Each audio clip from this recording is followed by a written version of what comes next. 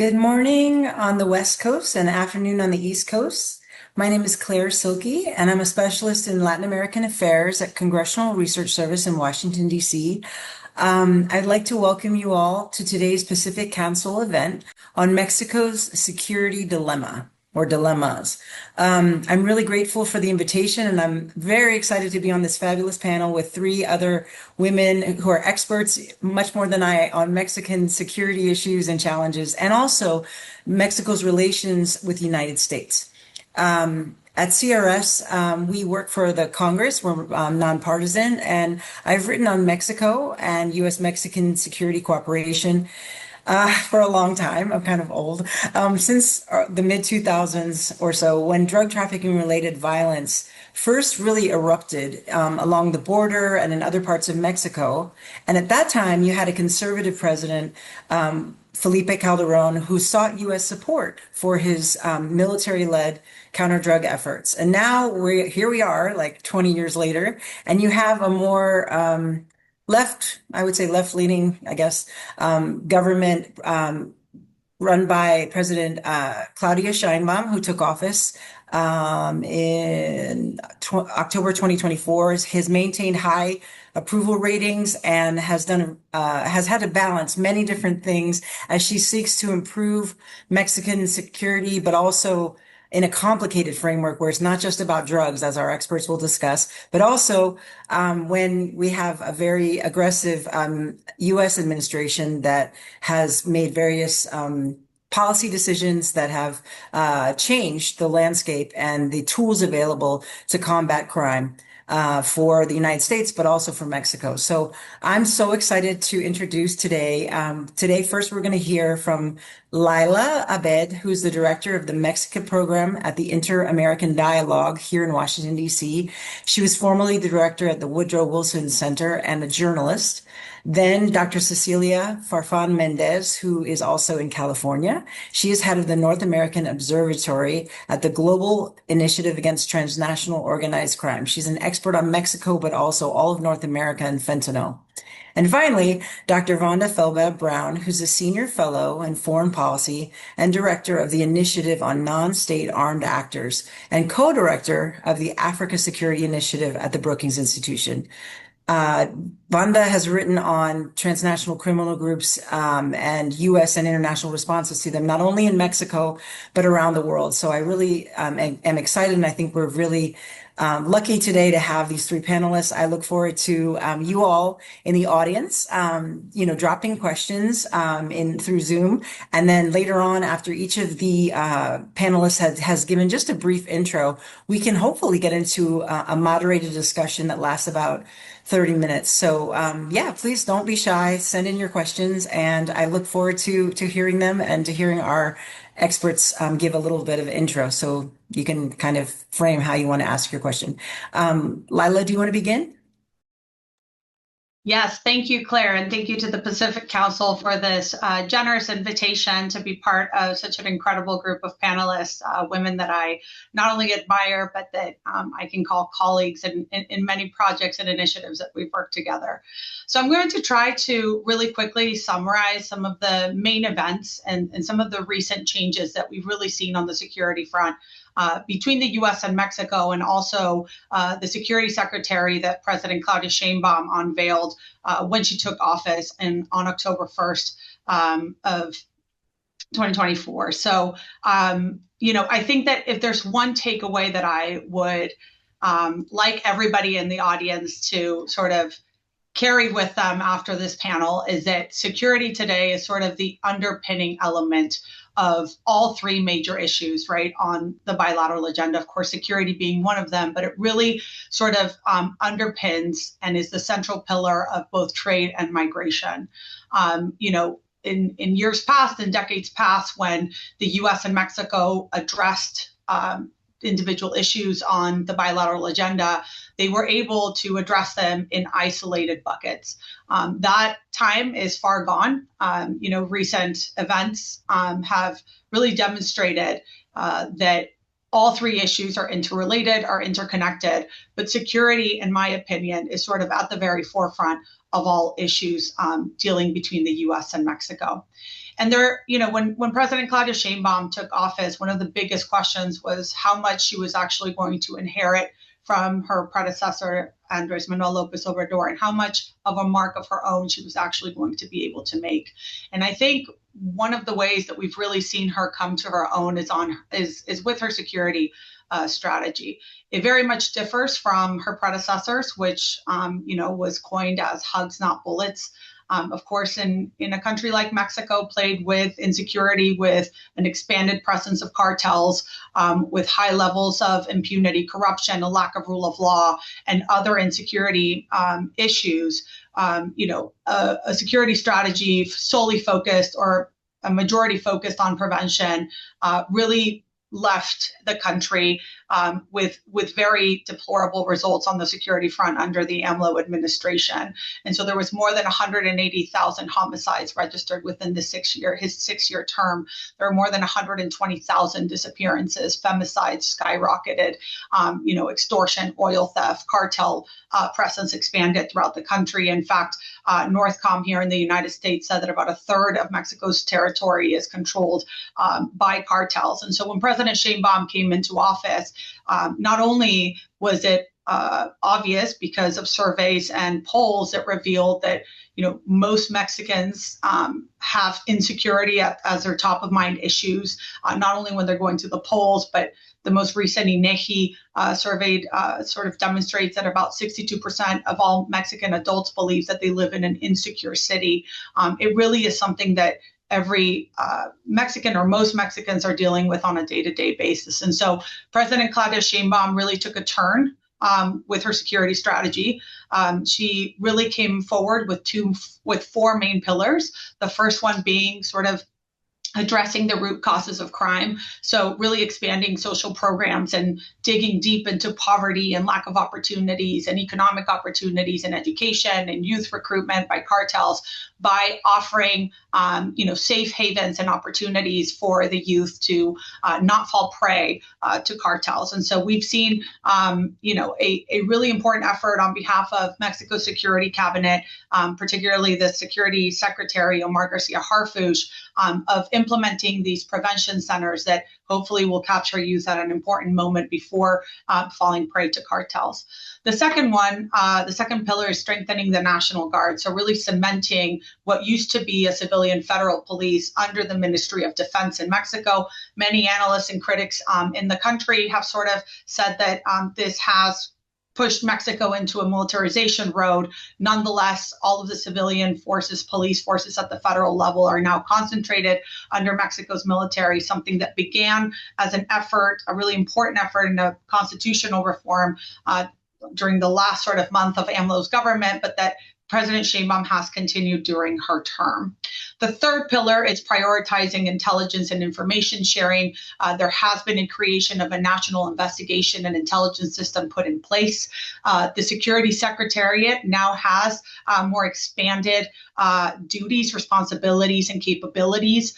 It is constitutionally recognized as a criminal investigation authority, so it doesn't replace the Attorney General's office or other authorities in Mexico, but it does play a really important role, not only in gathering intelligence and information, but actually putting evidence into, into crime, into the crimes that are being prosecuted. And so I think that's been sort of the main element, I would say, sort of that characterizes her security strategy is an emphasis on intelligence capabilities and intelligence gathering.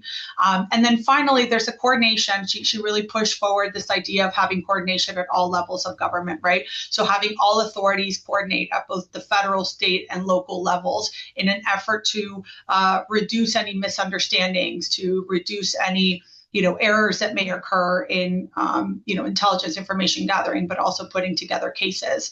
And so that has led to really important results. In fact, I think that one of the biggest issues that her government is facing is that they haven't been as strategic in socializing the results that her security strategy has been able to produce in such a short time, right? We're talking about less than 2 years since she took office. But according to government data, and again, we take this with a grain of salt because it is government data, and I know Ceci and Vanda will delve into this in further details as they do much more field work in this regard. But they've been able to reduce extortion, although it remains as a severe issue in the country. They've been able to decline the national homicide rate by 40%. There's about 52.5 homicides per day, which again represents a 40% decline to compare to 2024 when there were 34. So there's 34 less homicides today than there were in 2024. There are increased arrests of high-level criminal operators, including, El Mencho's arrest and death in February of this year, which was one of the biggest issues that the Mexican military was able to attain with U.S. intelligence. There's large seizures of firearms, of fentanyl, of cocaine, etc. There's been a real effort to clamp down on oil theft, dismantling clandestine laboratories, disruption of recruitment networks and financial structures. And so there really is a real effort to really produce immediate security results. And this doesn't just come from sort of the momentum within the Mexican government, but there is something to be said that the pressure that the White House has exerted since President Trump came into office, sort of mixing security results with, if Mexico doesn't do more on the security front and it doesn't reduce illegal migration, then President Trump will impose 25% tariffs or 10% tariffs, sort of mixing all of those together has actually really pushed the Mexican government to produce really tangible results in such a short period of time. I will just conclude really quickly by saying that I think that U.S. Mexico security cooperation is at an unprecedented level. And we can sort of delve into that in further detail, but a lot of challenges remain and a lot of threats remain. And President Sheinbaum has a lot of political limitations within her own political party. And so really what we can see in the next years sort of depends on how much both governments can actually see eye to eye and work together on mutual objectives rather than seeing each other as opponents. Thank you. Thank you, Cecilia.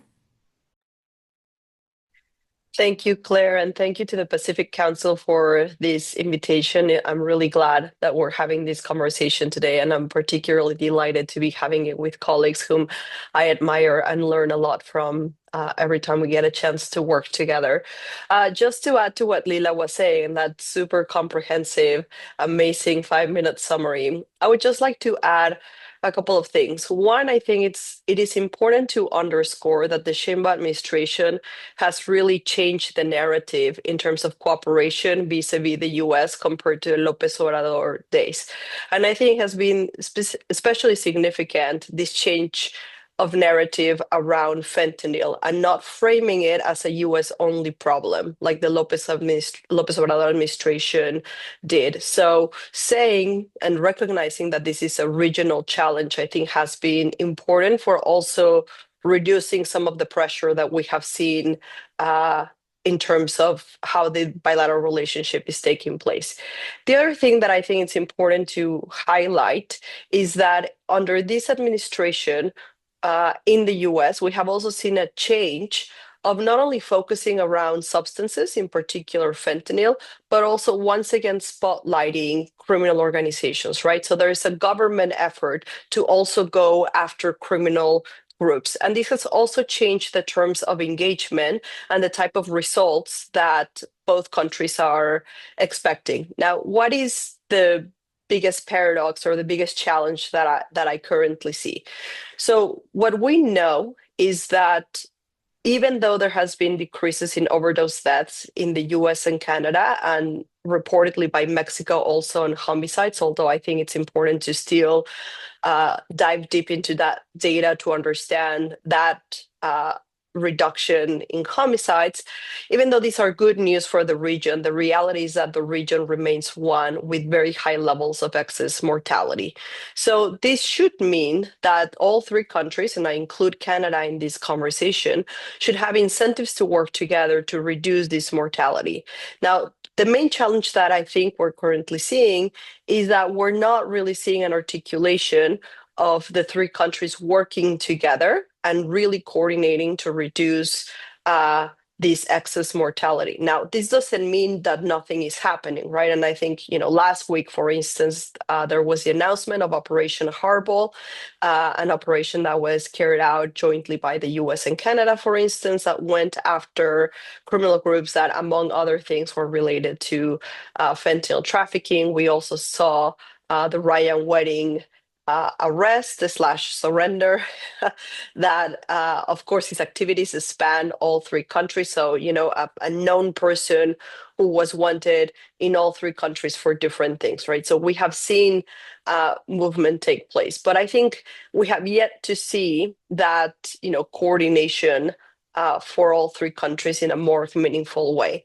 I think going forward, and we can expand this in our conversation, there's opportunity for the countries to think about other types of indicators that signal success around these policies. I think in terms of security, and especially when it comes, for instance, to drugs and the border, seizures and arrests are not very sophisticated indicators for what's happening in drug markets. And I think this is especially significant in the context of North America, where we increasingly see other substances coming into the drug supply, and frankly, saying that you have seized X amount of that particular substance is not really going to help you prevent these deaths that I was talking about. I think we need to, as a region, move towards, again, different types of indicators beyond these arrests, beyond, like the killing of El Mencho, to really try to understand what constitutes, actually moving forward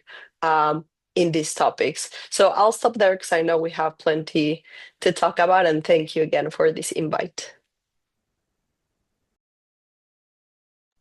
Okay, Vonda, go ahead. And please also, if you're in the audience, go ahead and start submitting some questions for our experts. Thank you. Oh, thank you. Let me echo some of the points that Cecilia and Lila talked about, and perhaps delve into some other details and some other dimensions. So I think the first thing that needs to be highlighted is that after a disastrous 6 years of the López Obrador administration that spanned the first Trump administration and the Biden administration, we actually have significantly surged increased cooperation in U.S. Mexico anti-crime, counter-narcotics relations. Of course, criminal groups in Mexico gain unprecedented power and significantly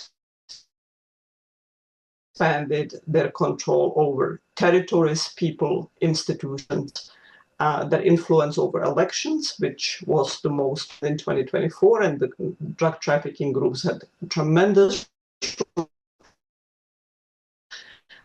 across the electoral space, and they take over. Vonda, we're having a little trouble with your signal. Are you all having trouble with her signal? The Trump. Okay. There is nothing I can do right now. Is it coming across better?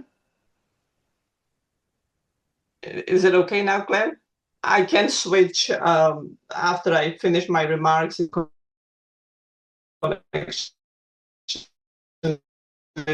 That makes it better, but right now there's nothing I can do.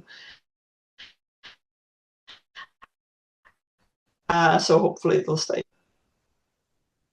Shall I continue speaking or disconnect and reconnect? I can hear you. I think it's okay to continue. Okay, all right.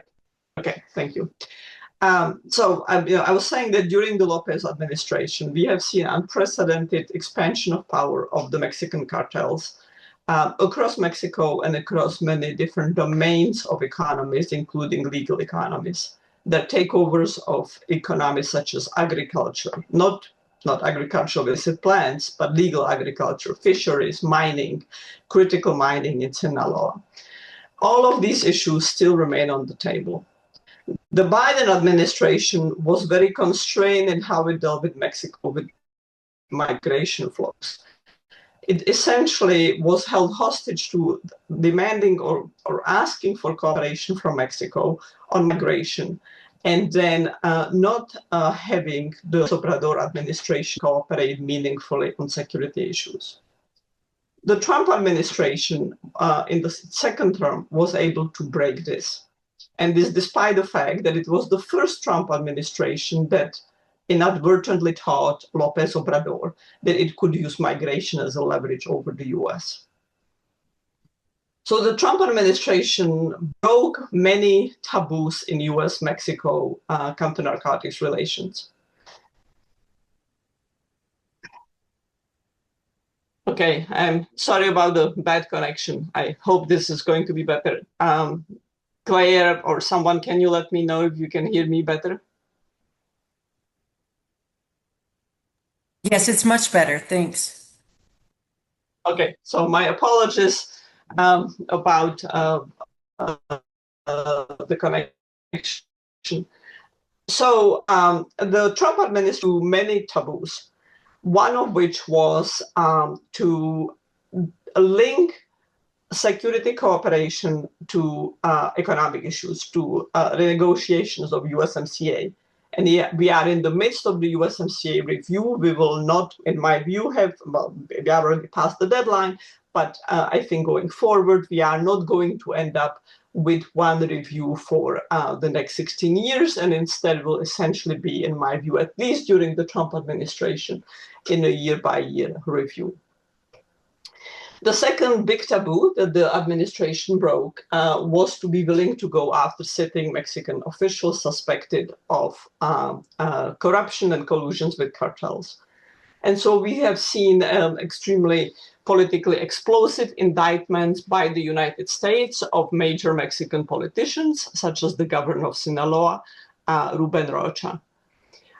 This has been a great leverage, but also it's a source of great friction in the relationship and one that is not yet resolved. And of course, hanging over the entire relationship is the continued and ongoing threat of US unilateral military actions in Mexico, which would, in my view, blow up the relationship without effectively blowing up the narcos. Meanwhile, the Mexican cartels have not only strengthened and diversified into Mexico or across Mexico, they have become global actors, very powerful criminal groups with strong presence in Australia and New Zealand, various parts of Asia, Africa, and Europe. So much so that they have displaced 2 years ago Asian criminal groups, Chinese criminal groups as dominant suppliers of fentanyl to Australia. That is unprecedented. The Chinese criminal groups have had this under their thumb and have dominated it for some 20 years. So where does this all bring us? A lot of improved cooperation, still significant ways to go forward. And a real challenge for the Trump administration is to set criteria that will allow it to determine whether the cooperation is adequate and effective. I mean, there is a risk that the Trump administration will continue asking for more and more, perhaps in ways that become politically unsustainable for Claudia Sheinbaum, and we will have a rupture and military strike. On the Mexican side, Mexico is still simply in a response mode to the United States. Essentially, the United States develops targeting packages, whether this is targeting packages under the 28 Plaza strategy, or this is targeting packages such as Treasury indictments, which have been very plentiful, very effective, and spanning a spectrum of commodities and activities and actors. I very much welcome that. And then the Mexican Financial Intelligence Unit is sort of responding to those indictments or looking, essentially doing geolocation for the subjects. But it's not on its own capable of thinking about broader strategy. In the 28 Plaza strategy, US develops the targeting packages under the task force ran by North Command, hands it over to the Mexican government to act or pick where to act. But Mexico itself is still deeply behind in institutional development, not just institutional development of intelligence and targeting, but very many domains, including police forces. And it is still essentially in a spoon-feeding mode from the US. Moreover, and this is my final comment, the US, the Trump administration, very appropriately elevated Mexico to the top agenda of US foreign relations.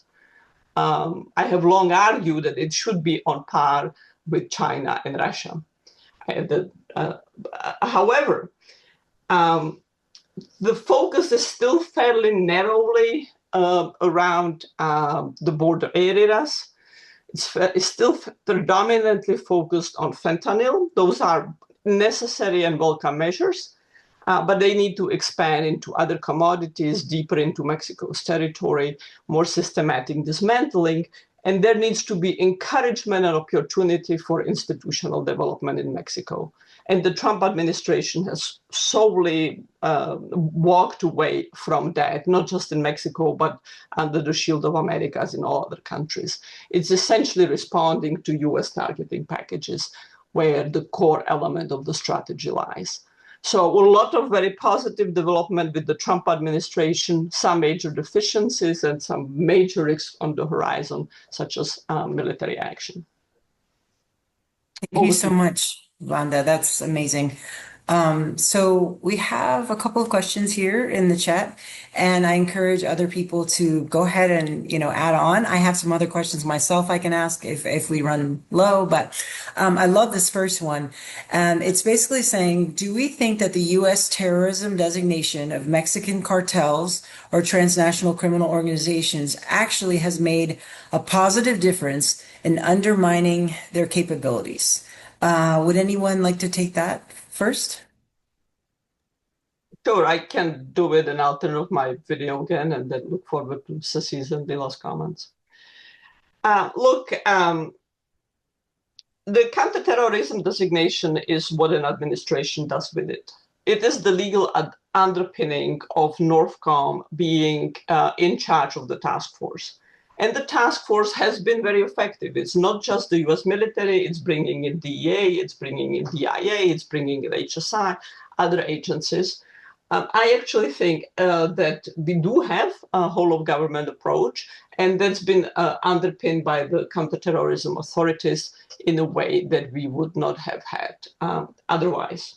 I also believe that the FTO designation has created an effective leverage over the Mexican government. It has really reinforced how seriously the United States is now focused on the issue and demanding responsiveness, demanding actions. There are great risks with the FTO designation that center on material support clauses and provisions that would allow a US drug user to be charged under material support. So someone who is addicted to meth or fentanyl could be charged under the terrorism designation and spend the rest of her or his life in prison. Similarly, the Trump administration could, or any administration, could use the FTO designation as a way to disrupt trade. And this is especially concerning because the Trump administration has not decided yet, or you have different poles competing with each other in the Trump administration as to whether it wants economic fortress North America or economic fortress America, economic fortress United States. And you could imagine all kinds of charges under material support clauses against US businesses that deal with Mexican counterparts that have to pay extortion. Most businesses in Mexico still have to pay extortion, or at least most businesses in certain part of Mexico. But we have not seen any of those charges so far. All the charges that have come from Treasury, very robust, spanning different set of issues, actors have been very reasonable, and we have not seen highly problematic charges that either would push more people to imprisonment in the US on the basis of use, or that would be used as a mechanism to sabotage trade between the two countries. Does anyone else want to? first add on anything to that, or do you all want to Sure. move to I'll okay. I'll add some comments to that and to what Banda was just saying. I think one of the things that we have found, for instance, on the ground, it is that effectively it has not modified the behavior of criminal groups. Having said that, and I think the silver lining of this is that one thing that we have seen is that it has changed the behavior of private sector actors.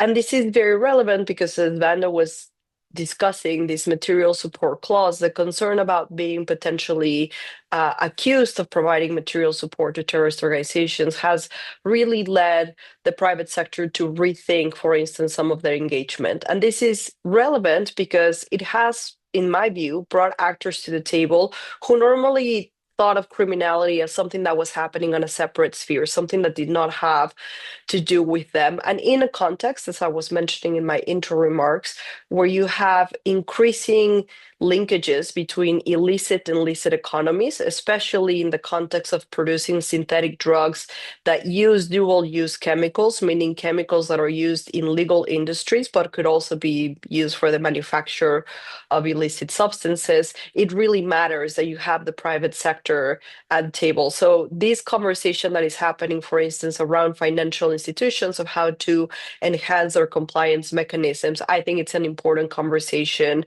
to be had. I think another important development that we have seen coming out of the FTO designation, for instance, is there is an accusation for providing material support for 2 firearms traffickers in Arizona.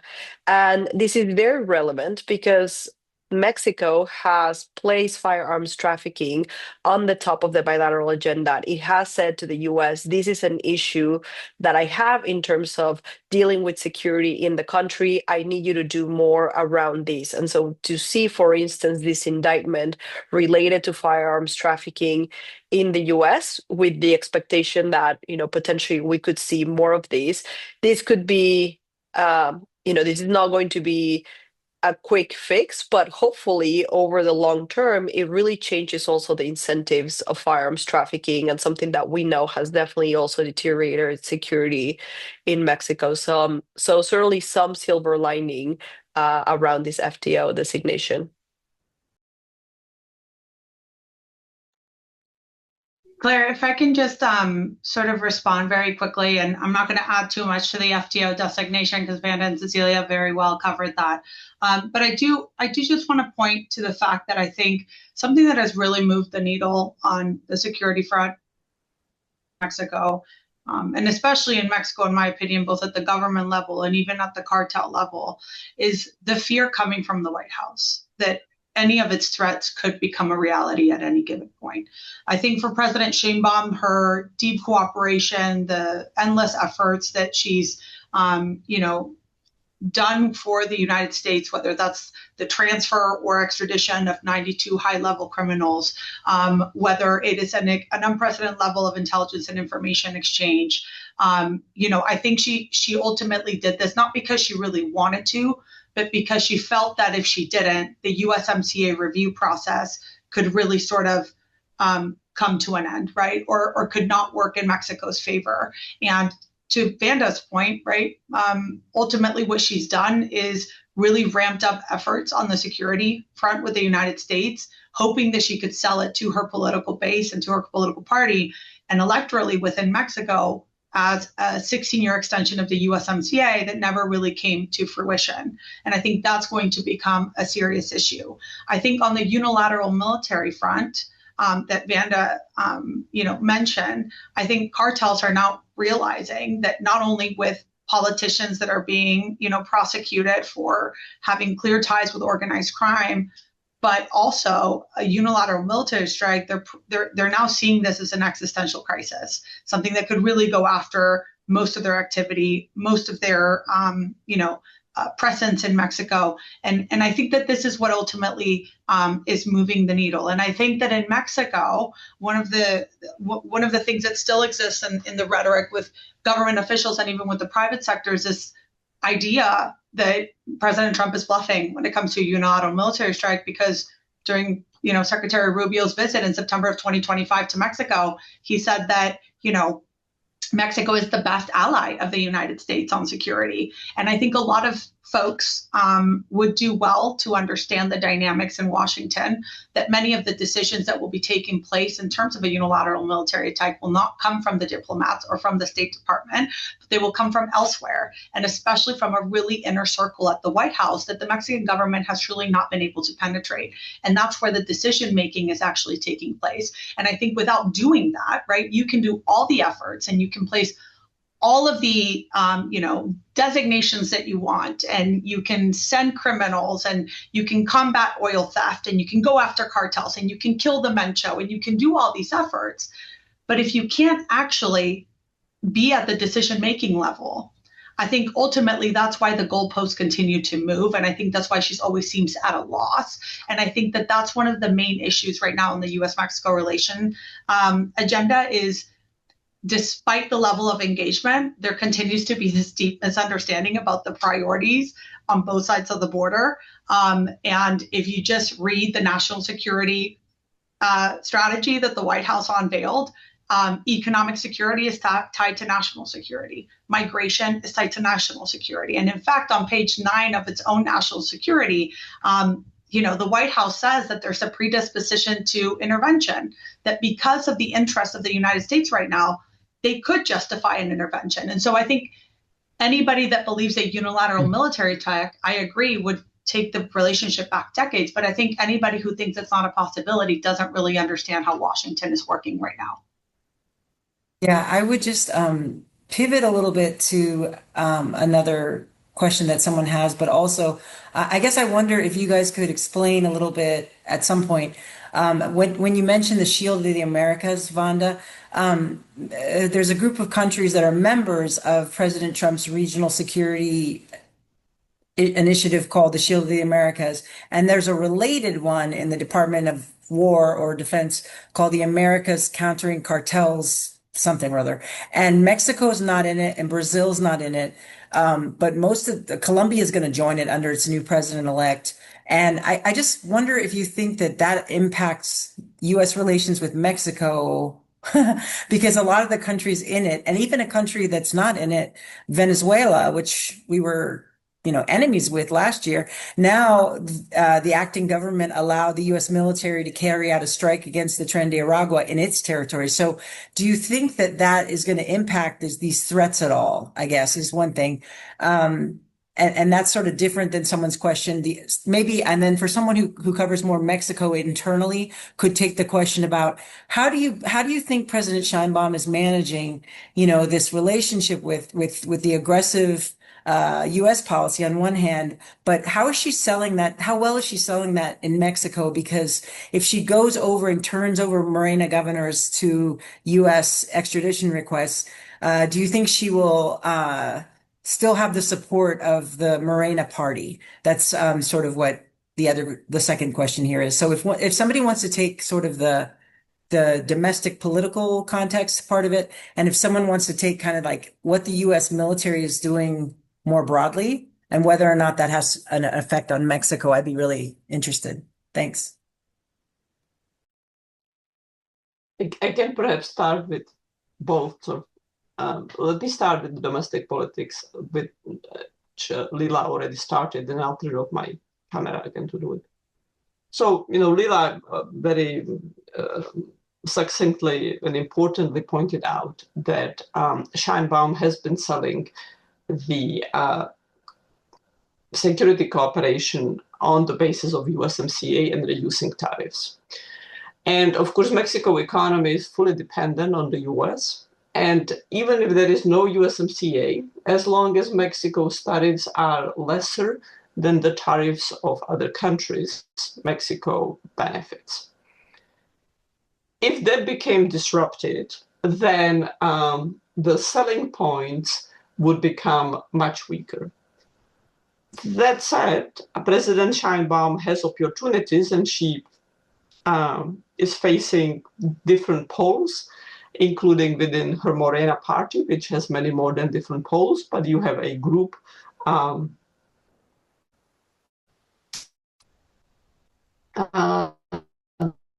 that's very close to the López Obrador, important government position.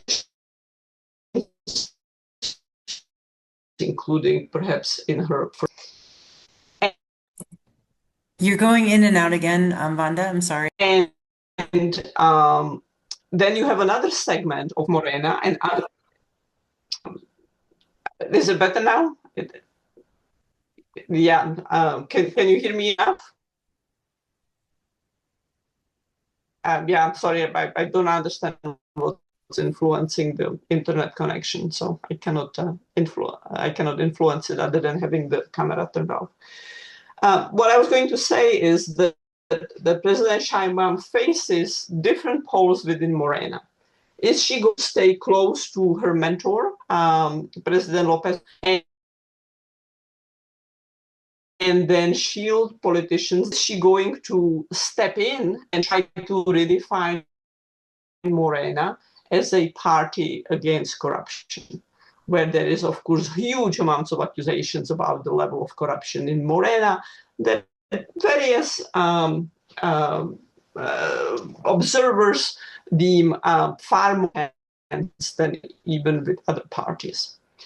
And so far, we have seen President Sheinbaum playing off the Cienfuegos playbook.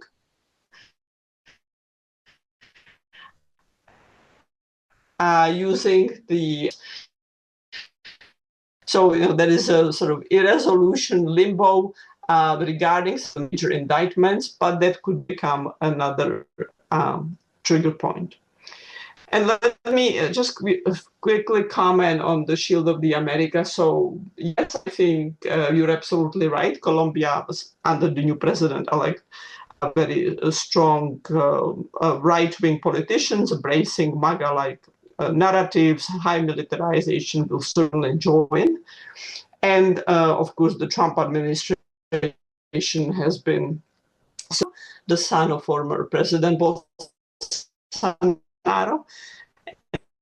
And I think the odds are very high that he too is the current president. I think we need to maybe let one of the other speakers. I can't really. You're in and out. Sure. I'm so sorry. Do one of you want to pick up where she ended? Ceci, you want me to go? Yeah.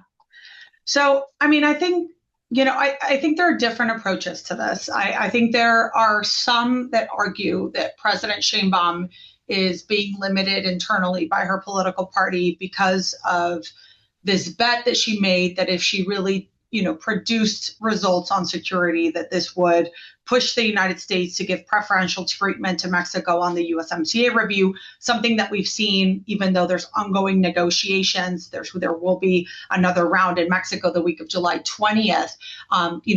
The US has said that it will not extend as of yet. Right. So we're going into annual reviews at least till 2036, unless something else changes.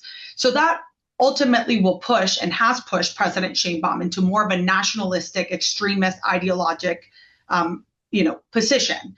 And I think she's been very cooperative and very proactive with the United States out of survival, because, like Vanda said, Mexico's economy depends heavily on the U.S. 80% of its exports are destined to the United States. It is the U.S.'s top trading partner. And so there's obvious reasons as to why you want to keep that economic integration together, especially as North America as well. But there's a part of her that's deeply ideological, and I would argue that it's even more ideological than AMLO was himself. And I think that now being presented with the opportunity of saying, well, I'm doing a lot with the United States, right? Coordination, but not subordination, which is something that she mentions time and time again. I think she's sort of falling back into more of an extremist stance, especially for internal reasons in Mexico and within her political party, which is where we're seeing a lot of the limitations come out. I think there are clear red lines for President Sheinbaum. The first one, of course, is a unilateral military strike, because that is an obvious violation of Mexico's sovereignty and territorial integrity. But the second one, which I wanted to add to what Vanda had said, in addition to going after high-level politicians with clear ties to organized crime, is this petition that the U.S. government has made to its Mexican counterparts time and time again about conducting joint operations on the ground. And that is another red line for President Sheinbaum. Again, saying that sovereignty, which is in Mexico's constitution, would be violated if Mexico doesn't consent to joint operations on the ground. And we've seen some efforts that have, come out from all of these developments in Mexico that point to the fact that President Sheinbaum is against the wall when it comes to some of the more aggressive results and initiatives that the U.S. wants to do. So with the U.S. indictment, that has produced an electoral protection law in Mexico, which now could annul any election if there's foreign interference detected in an election cycle. Mexico's about to start its midterm elections next year. President Sheinbaum has just mentioned today that there are Mexico's filing criminal complaints to the U.S. DOJ because of some of the Mexican migrants that have died in ICE custody. And so, again, we're seeing this ramping up of tension between the U.S. and Mexico. But I ultimately think, and I go back to my initial point, it's because they don't actually understand the priorities on both sides. I think that if Mexico used the narrative and the objectives that President Trump has unveiled in the White House, I think it would have more successful results in its relationship with the United States. But I do think that right now she is against the wall. I think that the U.S. has sort of silenced a little bit of its efforts and aggressive measures because of the World Cup. But I think we're going to see that pick up very quickly in the next several weeks and months.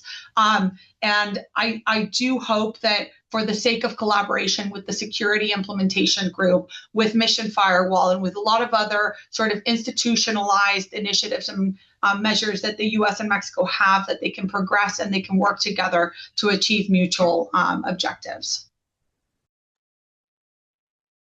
Great. Do you want me to take another question, or Cecilia, did you want to add anything else? I just want to add something very quickly to what Lila was saying. And we have survey data on, the perception of Mexico's democracy, right? And one thing that is very clear, and this is national representative data, but we also have some national data for Sinaloa.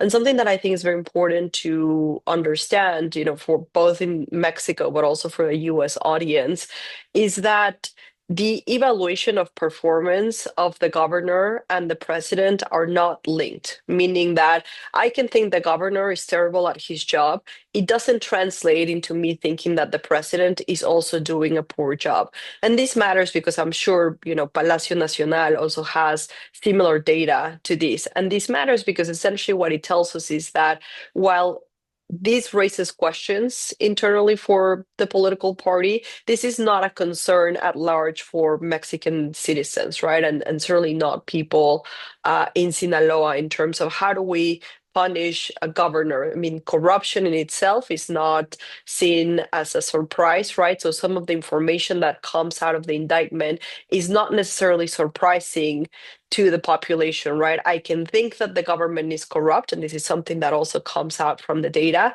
But if they are providing, if I perceive them to be functional, because, for instance, they provide social services in the form of subsidies, for instance, then I can tolerate a degree of corruption, right? And this matters because these accusations of corruption alone, we know they're not a tipping point for demanding the removal of governors. And I will just add another very quick thought in the sense of saying that I think it's very important for both these governments to understand what messaging is for a domestic audience. For instance, what happens in the morning presser in Mexico, I would argue, is not directed at the US government, right? That is for the Morena audience, that is for a domestic audience. Same thing of what happens on social media on the US side. I think it has been very important for this relationship. And I certainly take Lila's point in terms of where do you have these conversations or where do you influence them, right? But to remember that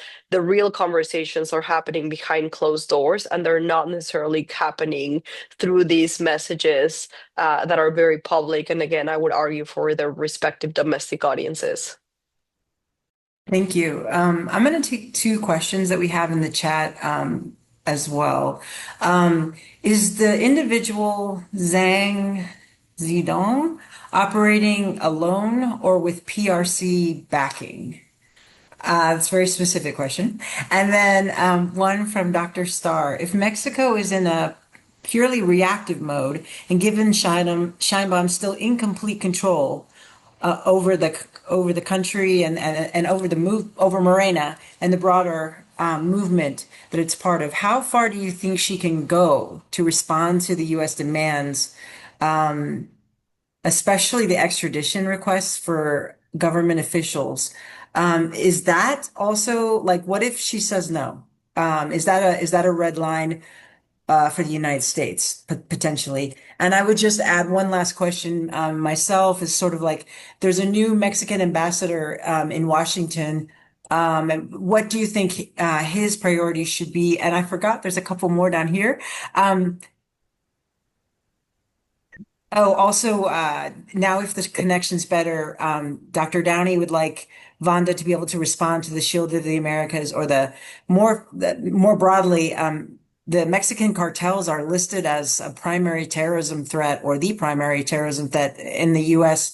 international terrorism policy. And that kind of surprised me, right? But so could you respond to the Shield of the Americas / CTOC approach to cartels? So that's a lot. There's the question about the individual who may or may not be tied to the PRC might be the easier one. But if each of you wants to respond to the three questions, that would be great. Thank you.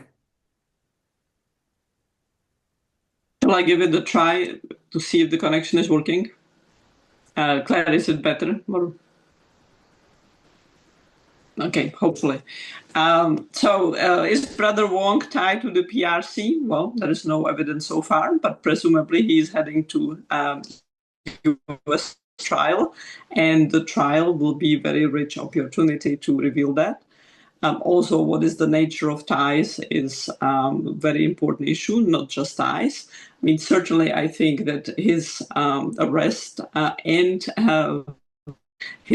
and getting into the United States, after his escape in Mexico and his effort to get from Cuba to Russia, is perhaps one of the most successful and significant developments. I would say that his arrest is far more important than the death of El Mencho.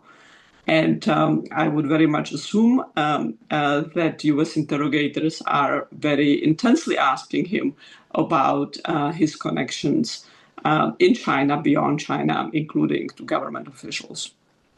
Richard, thank you for watching.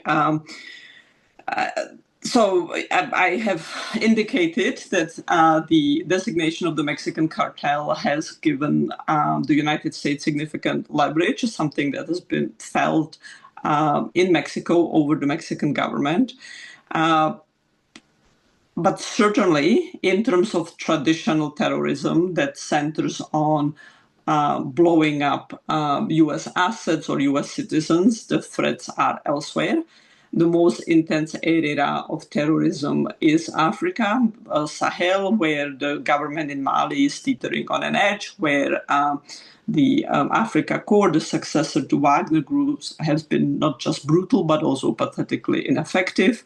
We see significant spread of an intensification of violence in Burkina Faso, in Niger, in Togo. So the entire Sahel and increasingly coastal areas, including Ghana, are facing major increase, and in some cases, like Burkina and particularly Mali, are really teetering. Al-Shabaab is also very strong in Somalia, and the 22-23 success against Al-Shabaab has all dissipated. You, of course, have ongoing activity of the Islamic State in Khorasan and elsewhere. So in most of the region, the Mexican cartels are not the actors that would set bombs and blow up embassy facilities, or at least not until you start bombing them in Mexico. However, they are the actors that are killing more Americans than others. Since 2023, we have had a decline in fentanyl deaths, but you still have some 60, 70,000 Americans dying yearly of synthetic drug overdose, predominantly fentanyl, but Mexican meth is also super potent and lethal. So I think it's very understandable and very important to prioritize them and emphasize them as key non-state actors that are a primary threat to the United States. Could that have been done under just special criminal group designation, as has been the case before, without the FTO? In my view, yes. You get marginal benefits out of the FTO, such as the role of U.S. military and intelligence provision, and now the coordination under NORTHCOM. Over to Lila and Ceci. If I can just maybe quickly add here, I wanted to go back to Ceci's point. I think it sort of touches on all this about sort of maybe Claire touching on what the new ambassador is doing here in Washington. I think, Ceci, you're correct that a lot of these conversations happen back to in closed environments, in closed door. But we have a president here in the United States that takes things very personally, and he sometimes turns on the news, and what he hears can sort of shift the way that he thinks about something. And so I think that, while I agree that there are messages that are being sent internally to Mexico and here in the United States, they nonetheless do have an impact in the way that things unfold and decisions are taken, especially in this Trump administration. I would double down on what should the new ambassador do here is break through the White House. Unfortunately, this government here in Washington doesn't function as it usually does. There isn't a lot of communication between agencies, between departments, and that has really sort of broken down the role even of the National Security Council that it once had. And so being able to have direct conversations with key advisors and key members of the Trump White House, I think will really be a breakthrough in what can happen between US and Mexico, and really sort of understanding the results and the mutual objectives. I think that to Vanda's point on overdose and the fact that a lot of these chemicals and precursors and opioids are killing Americans, I think the Mexican government has also put on the agenda that there has to be a reduction of drug demand in the United States, or there will continue to be supply in Mexico. And I think the recognition on behalf of the Trump administration with Mission Firewall and the ATF of trying to reduce illicit firearms from reaching Mexico is also a good indication of that, of that mutual responsibility on both sides, right? It's not just about cartels operating in Mexico. It's not just about supply being made in Mexico, but it's also when that drug arrives into the United States, how does it get from El Paso to West Virginia?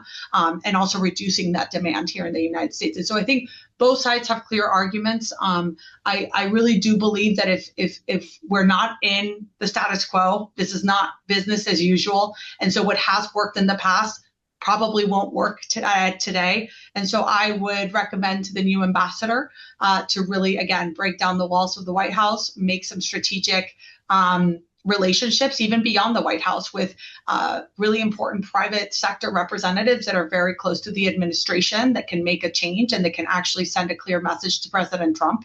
I think would make a lot of make a clear difference. And I would even, again, I would double down on the Mexican government and on Mexican private sector representatives of understanding the priorities and national security strategy of Washington, that it's not business as usual. Because if you come here with the same rhetoric of Mexico doesn't want tariffs and, more North American integration, and why don't we, just extend the USMCA, I think that a lot of that rhetoric needs to be folded into the priorities, the new narrative that the Trump administration has instilled, at least from here to 2028, to really make some progress on the agenda. I think if we continue to propose measures and solutions like we did in the past, I think they're not going to work, unfortunately, in this environment, at least here in Washington. Thank you so much, Lila and Vanda. I'd like to finish thanking everybody and letting Cecilia do our last comment. This has been so interesting. I really appreciate all of you. Ceci, you can pick and choose which questions you want to respond to.